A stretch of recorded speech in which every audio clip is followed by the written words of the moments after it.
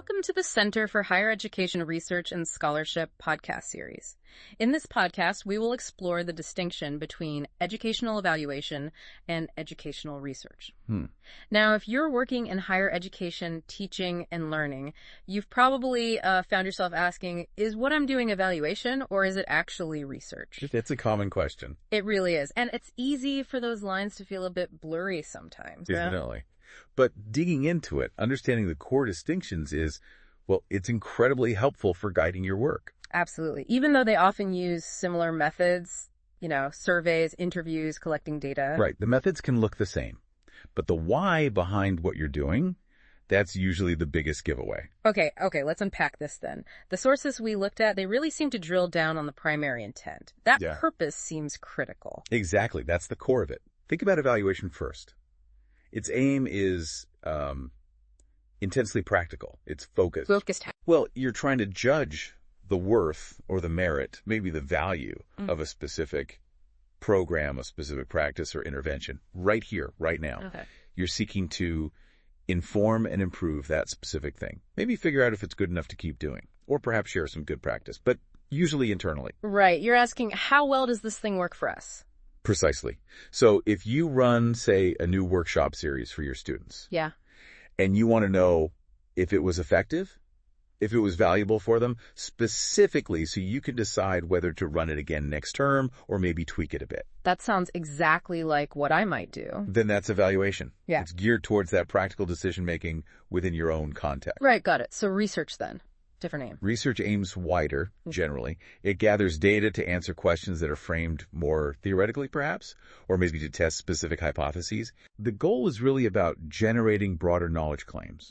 You're trying to describe phenomena, maybe build or test theories, or understand general principles that could apply, beyond just your immediate setting. So it's less, does this work here, and more? More like, how does something like this work in general? How does it operate? What are the underlying mechanisms? Okay. So if I was studying how certain interactive teaching methods impact student engagement across any discipline, not just in my class this semester? Yes, exactly. If you're aiming to contribute to that larger body of knowledge, maybe hoping the findings are generalizable to some extent. That sounds much more like research. Right. And here's where it gets really interesting, I think. The audience and the scope seem to tie directly into that purpose we were just talking about. They absolutely do, because evaluation is about improving that specific practice. Its audience is typically internal or local. The stakeholders, the people who funded it, the people involved with that specific program. Makes sense. The people who need to make the decision. Exactly. And its scope is deliberately focused on that particular context. And research flips that. Usually, yeah. Research is typically aimed at dissemination, often widely.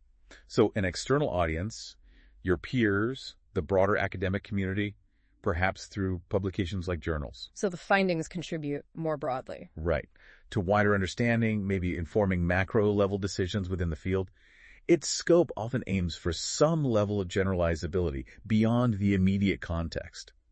Though, it's worth noting, sometimes you see terms like evaluative research, which might blend these a bit, but the core distinction holds. Okay. So what does this all boil down to for, someone listening who's thinking about doing a project? There's a really practical implication here, isn't there? Especially around ethics review. This is absolutely key. Look, ethical principles, respect for persons, beneficence, justice, they should underpin everything we do, whether it's evaluation or research. Of course. But formal ethical approval, that's often where the paths diverge. For purely internal evaluation, focused on improving your own practice within your local context, and not intended for broad public dissemination as generalizable knowledge, formal ethical approval isn't typically required to the university's research ethics processes. Okay, that's a big difference. The research is different on that front. Yes. If you're conducting what fits the definition of educational research, especially if you intend to publish or present the findings externally, aiming to contribute to that broader knowledge base, then you need approval. Then you typically do need formal ethical approval. The sources mention specific processes, like the Education Ethics Review process, the EERP. That's a formal pathway. Right. And this is crucial. That approval must be granted before you start collecting your data. You can't get it retrospectively after you've already done the surveys or interviews. Absolutely not. You can't get ethics approval for work already conducted. It has to be prospective. Wow, okay. That makes a huge difference in how you plan things out right from the start. It really does. So even though both evaluation and research involve, identifying a problem, investigating it, producing findings, that fundamental intent, are you primarily judging or improving a specific practice internally? Or are you generating new generalizable knowledge for a wider field? That's the defining line.